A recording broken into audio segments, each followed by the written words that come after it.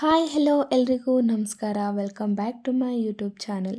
ನಾನಿವತ್ತು ಮಾಡ್ತಿರುವಂತಹ ರೆಸಿಪಿ ಏನಂತ ಹೇಳಿಬಿಟ್ಟು ನೀವೆಲ್ಲ ಡಿಸ್ಪ್ಲೇ ಮೇಲೆ ನೋಡ್ತಾನೇ ಇದ್ದೀರಾ. ನಾನಿವತ್ತು ನಿಮಗೆ ತುಂಬ ಸಾಫ್ಟ್ ಆ್ಯಂಡ್ ಸ್ವೀಟ್ ಆದಂತಹ ಗುಲಾಬ್ ಜಾಮೂನ್ನ ತುಂಬ ಕಡಿಮೆ ಸಮಯದಲ್ಲಿ ಹೇಗೆ ಮಾಡಬೇಕು ಅನ್ನೋದನ್ನ ನಾನಿವತ್ತು ನಿಮಗೆ ತಿಳಿಸ್ಕೊಡ್ತೀನಿ. ಯಾರೆಲ್ಲ ನಮ್ಮ ಚಾನಲ್ನ ನೋಡ್ತಾ ಇದ್ದೀರಾ ದಯವಿಟ್ಟು ಸಬ್ಸ್ಕ್ರೈಬ್ ಮಾಡ್ಕೊಳ್ಳಿ. ಹಂಗೆ ವಿಡಿಯೋನ ಕೊನೆ ತನಕ ಸ್ಕಿಪ್ ಮಾಡ್ದಿರಾ ದಯವಿಟ್ಟು ನೋಡಿ. ನಾವಿವಾಗ ಮೊದಲಿಗೆ ಮಾಡಬೇಕಾಗಿರೋಂತಹ ಕೆಲಸ ಏನಪ್ಪ ಅಂತಂದರೆ, ಸ್ಟವ್ ಆನ್ ಮಾಡಿಬಿಟ್ಟು ಒಂದು ಪಾತ್ರೆಯಲ್ಲಿ ಒಂದು ಸ್ವಲ್ಪ ನೀರು ಹಾಕಿಬಿಟ್ಟು ಅದನ್ನು ಪಾಕಕ್ಕೆ ಇಡಬೇಕಾಗುತ್ತೆ. ಇವಾಗ ಆ ನೀರಿಗೆ ಒಂದು ಅರ್ಧ ಕಪ್ಪಷ್ಟು ಸಕ್ಕರೆನ ಸಹ ಸೇರಿಸ್ಕೊತಾ ಇದ್ದೀನಿ ಪಾಕಕ್ಕೆ ಅಂತ ಹೇಳಿಬಿಟ್ಟು.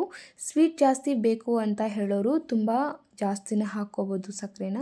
ಸ್ವೀಟ್ ತುಂಬ ಕಮ್ಮಿ ತಿಂತೀವಿ ಅನ್ನೋರು ಸ್ವಲ್ಪ ಹಾಕ್ಕೊಳ್ಳಿ. ನಾನು ಮೀಡಿಯಮಾಗಿ ಹಾಕಿದ್ದೀನಿ, ಜಾಸ್ತಿನೂ ಹಾಕಿಲ್ಲ ಕಮ್ಮಿನೂ ಹಾಕಿಲ್ಲ. ಈ ರೀತಿಯಾಗಿ ಅದನ್ನೆಲ್ಲ ನೀಟಾಗಿ ಕುದಿಸಿ ಪಾಕ ಮಾಡ್ಕೋಬೇಕಾಗತ್ತೆ. ಹಂಗೆ ಇದಕ್ಕೆ ಫ್ಲೇವರ್ಗೋಸ್ಕರ ಅಂತ ಹೇಳಿಬಿಟ್ಟು 2-3 ಏಲಕ್ಕಿನ ನೀಟಾಗಿ ಜಜ್ಜಿ ಸೇರಿಸ್ಕೊತಾ ಇದ್ದೀನಿ. ಹೀಗೆ ಇದಕ್ಕೆ ಒಂದು ಕುದಿ ಬರೋ ತನಕ ನೀಟಾಗಿ ಕುದಿಸ್ಬೇಕಾಗತ್ತೆ. ಅದು ಎಷ್ಟು ನೀಟಾಗಿ ಕುದಿಯುತ್ತೋ ಅಷ್ಟು ಚೆನ್ನಾಗಿ ಪಾಕ ತುಂಬಾ ಚೆನ್ನಾಗಿರುತ್ತೆ ಟೇಸ್ಟಿಯಾಗಿ. ಜಾಸ್ತಿ ಹೊತ್ತು ಕುದಿಸ್ಲಿಲ್ಲ ಅಂತಂದರೆ ಪಾಕನೂ ಅಷ್ಟೊಂದು ಚೆನ್ನಾಗಿರಲ್ಲ. ಈ ರೀತಿ ಸ್ಟವ್ ಆಫ್ ಮಾಡಿ ಇದನ್ನು ಒಂದು ಸ್ವಲ್ಪ ಹೊತ್ತು ಸೈಡಿಗೆ ಎತ್ತಿಡಬೇಕಾಗತ್ತೆ. ಬಿಸಿ ಬಿಸಿ ಪಾಕಕ್ಕೆ ನಾವು ಗುಲಾಬ್ ಜಾಮೂನ್ ಹಾಕಿದ್ವಿ ಅಂತಂದರೆ ಅದೆಲ್ಲ ಫುಲ್ ಹೊಡೆದೋಗ್ಬಿಡತ್ತೆ. ಅದಕ್ಕೆ ಸ್ವಲ್ಪ ಹೊತ್ತು ಅದನ್ನು ತಣ್ಣಗಾಗ್ಲಿಕ್ಕೆ ಬಿಡೋಣ. ಇವಾಗ ತಣ್ಣಗಾಗೋ ಅಷ್ಟರಲ್ಲಿ ಒಂದು ಸ್ವಲ್ಪ ಹಸಿಟ್ಟು ಕಲಿಸ್ಕೊಂಡು ಗುಲಾಬ್ ಜಾಮೂನ್ ಮಾಡೋದಕ್ಕೆ ರೆಡಿ ಮಾಡ್ಕೊಳ್ಳೋಣ ನಾವಿವಾಗ. ಈ ರೀತಿ ಒಂದು ಪಾತ್ರೆಗೆ ಸ್ವಲ್ಪ ಗುಲಾಬ್ ಜಾಮೂನ್ ಪೌಡರ್ ಹಾಕ್ಕೊಂಡಿದ್ದೀನಿ. ಅದಕ್ಕೆ ಒಂದು ಸ್ವಲ್ಪ ನೀರು ಹಾಕಿಬಿಟ್ಟು ಮಿಕ್ಸ್ ಮಾಡಬೇಕಾಗತ್ತೆ. ತುಂಬ ಸಾಫ್ಟಾಗಿ ಕಲಿಸ್ಬೇಕಾಗತ್ತೆ ಹಸಿಟ್ಟನ್ನ. ತೀರಾ ಗಟ್ಟಿಗೂ ಇರಬಾರ್ದು, ತೀರಾ ತೆಳ್ಳಗೂ ಇರಬಾರ್ದು. ಚಪಾತಿ ಥರ ಮ್ಯಾನೇಜ್ ಮಾಡೋಕ್ಕಾಗಲ್ಲ ಇದನ್ನ. ತುಂಬ ಸಾಫ್ಟಾಗಿ ಮೀಡಿಯಮಾಗಿ ನೀರನ್ನ ಕನ್ಸಿಸ್ಟೆನ್ಸಿಗೆ ತಕ್ಕಂಗೆ ಹಾಕ್ಕೊಂಡು ನೀಟಾಗಿ ಕಲಿಸ್ಕೋಬೇಕಾಗತ್ತೆ.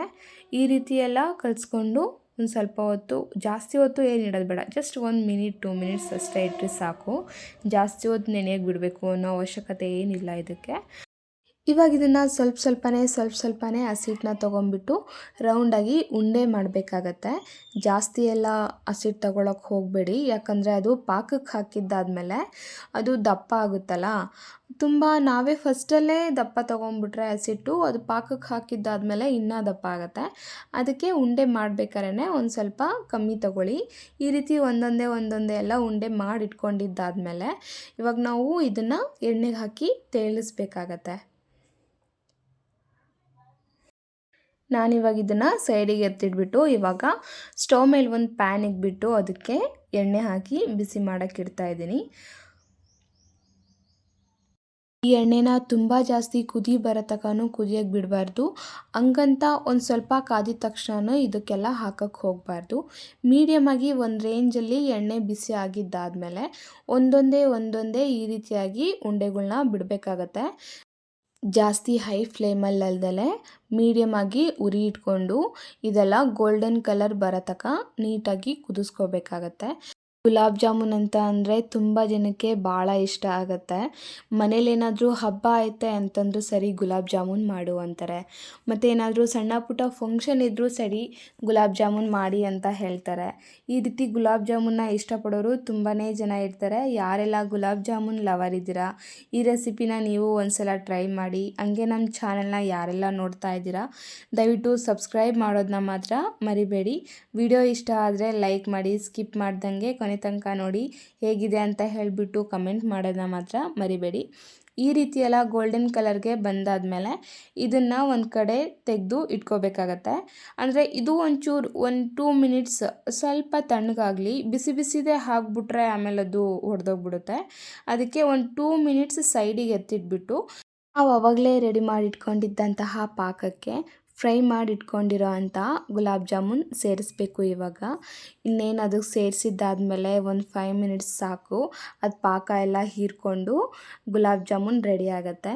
ಯಾರೆಲ್ಲ ನೋಡ್ತಾ ಇದ್ದೀರಾ ನೀವು ತಪ್ಪದೆ ಒಂದು ಸಲ ಟ್ರೈ ಮಾಡಿ. ಈ ಥರ ಮಾಡಿ ಹಾಕಿದ್ರೆ ಮಕ್ಕಳು ಸಹ ತುಂಬಾ ಇಷ್ಟಪಟ್ಟು ತಿಂತಾರೆ.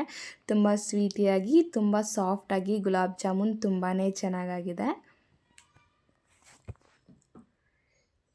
ಗುಲಾಬ್ ಜಾಮೂನ್ನ ಆ ಸೀಸನಲ್ಲಿ ತಿನ್ನಬೇಕು, ಈ ಸೀಸನಲ್ಲಿ ತಿನ್ನಬೇಕು ಅನ್ನೋದೇನಿರಲ್ಲ. ನಮಗೆ ಯಾವಾಗ ತಿನ್ನಬೇಕು ಅಂತ ಅನಿಸುತ್ತೋ ಆವಾಗ ಆರಾಮಾಗಿ ಮಾಡ್ಕೊಂಡು ತಿನ್ಬೋದು. ತುಂಬಾ ಚೆನ್ನಾಗಿರುತ್ತೆ. ಇಷ್ಟೆಲ್ಲ ಮಾಡಿದ್ದಾದಮೇಲೆ ನಿಮ್ಮ ಮನೇಲಿ ಒಂದು ಸ್ವಲ್ಪ ದ್ರಾಕ್ಷಿ ಗೋಡಂಬಿ ಬಾದಾಮಿ ಏನಾರ ಇದ್ದರೆ ಅದು ಪೀಸಾಗಿ ಸಣ್ಣದಾಗಿ ಹಚ್ಬಿಟ್ಟು ಅದ್ರ ಮೇಲೆ ಉದುರಿಸ್ಕೊಂಡ್ರೆ ಗುಲಾಬ್ ಜಾಮೂನ್ ತಯಾರಾಗತ್ತೆ. ತಿನ್ನಬೇಕು ಅಂತ ಅನ್ನಿಸ್ದಾಗ ಹೊರಗಡೆ ಬೇಕ್ರಿಲಿ ಹೋಗಿ ದುಡ್ಡು ಕೊಟ್ಟು ತಗೊಂಡು ಮತ್ತೆ ನಮ್ಮ ಆರೋಗ್ಯನ ನಾವೇ ಕೈಯಾರೆ ಕೆಡಿಸ್ಕೊಳ್ಳೋಂಗಾಗತ್ತೆ. ಆ ರೀತಿ ಎಲ್ಲ ಮಾಡ್ದಿರ ಮನೆಯಲ್ಲೇ ಒಂದು ಸಲ ಟ್ರೈ ಮಾಡಿ. ತುಂಬಾ ಚೆನ್ನಾಗಿರುತ್ತೆ, ತುಂಬಾ ಈಸಿಯಾಗೂ ಇರುತ್ತೆ. ಇದಕ್ಕೆ ಜಾಸ್ತಿ ಟೈಮ್ ಬೇಕಾಗುತ್ತೆ ಅನ್ನೋದೇನಿರಲ್ಲ. ಒಂದು ಅರ್ಧ ಗಂಟೆ ಇದ್ರ ಜೊತೆ ಟೈಮ್ ಸ್ಪೆಂಡ್ ಮಾಡಿದ್ರೆ ಸಾಕು. ತುಂಬಾ ಕಮ್ಮಿ ಸಮಯದಲ್ಲಿ ಗುಲಾಬ್ ಜಾಮೂನ್ ತಯಾರಾಗಿಬಿಡತ್ತೆ. ಇನ್ನಷ್ಟು ರೆಸಿಪೀಸ್ಗೋಸ್ಕರ ನಮ್ಮ ಚಾನೆಲ್ನ ಸಬ್ಸ್ಕ್ರೈಬ್ ಮಾಡೋದನ್ನ ಮಾತ್ರ ಮರಿಬೇಡಿ. ಧನ್ಯವಾದಗಳು.